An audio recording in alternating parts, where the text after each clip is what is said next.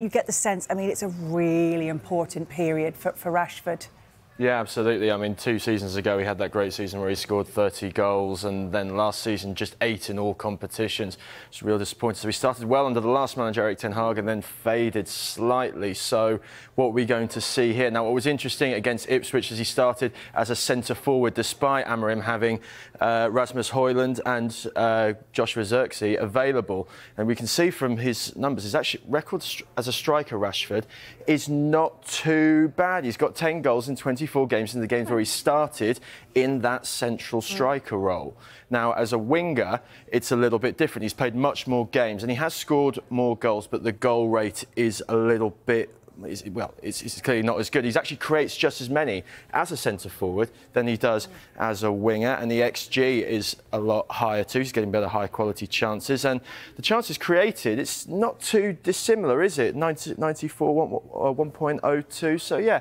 Marcus Rashford isn't too bad as centre-forward according to the numbers. It's just a question of whether that's his long-term role under Ruben Amorim. Yeah, because Amorim's saying, you know, it wasn't in his best position. What else did, I guess, Sunday show? Well, it wasn't a great game for Manchester United, was it? They were under the cosh quite a lot from Ipswich. So what we saw from the heat map is that Rashford was actually forced back to his own goal quite a bit. Actually, the biggest area he was actually in his own half near the centre circle, but he was sort of drifting out to the left. So that might give a lot of encouragement that maybe that central role for Marcus Rashford is the one for him. But he does have Rasmus Højlund, he does have Joshua Zirkzee available. And obviously, centre-forward is sort of like a big theme under Ruben Amorim, because look at what he did with Victor Gyökeres, for example, and developed him as a young player. Now, Rashford's not young anymore, but now we sort of have to see if Rashford is going to have a long-term career at Manchester United, because he's already had a good career, but he needs to now show he deserves to be there.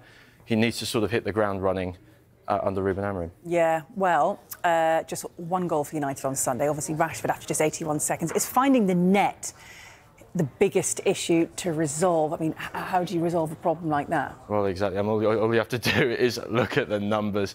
You know, just 13 goals despite creating 18 XG. You know, that it's the second worst underachievement in the Premier League after Crystal Palace, who are not having a good season themselves, and that's mainly because they've got such a poor shot conversion, especially the likes of Højlund and Zirkzee, who've started the seasons in centre-forward roles, and they miss a lot of big chances as well. It's not as if they don't get enough chances or there's a creativity issue. It is purely a shooting issue. So, Rashford got off to a great start against Ipswich, but it's just a question of, you know, whether he can get that consistency to change all these numbers. How key could Bruno Fernandes be to trying to change the numbers? Well, he is a good creative outlet, but he's another player who's having to face with a position change. We heard from him just there talking about having to be in the front three, and he played in the front three against Ipswich, and look, the numbers were pretty good. He created more chances than anyone in the game. He's second, final, third passes, high up on the expected assists, and also pressed pretty well as well, and in the middle third, because Manchester United were playing with a slightly lower block.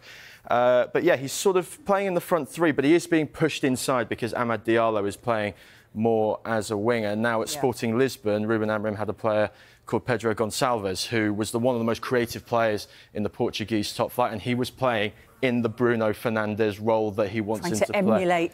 Exactly. He's just trying to almost like copy and paste, because we know Amorim is very wedded to that 3-4-2-1, 3-4-3 formation. So the early signs for Bruno Fernandes are good, but the 2 big home games against Bodo Glimt and Everton to sort of improve these attacking numbers. Yeah, see how he goes this week.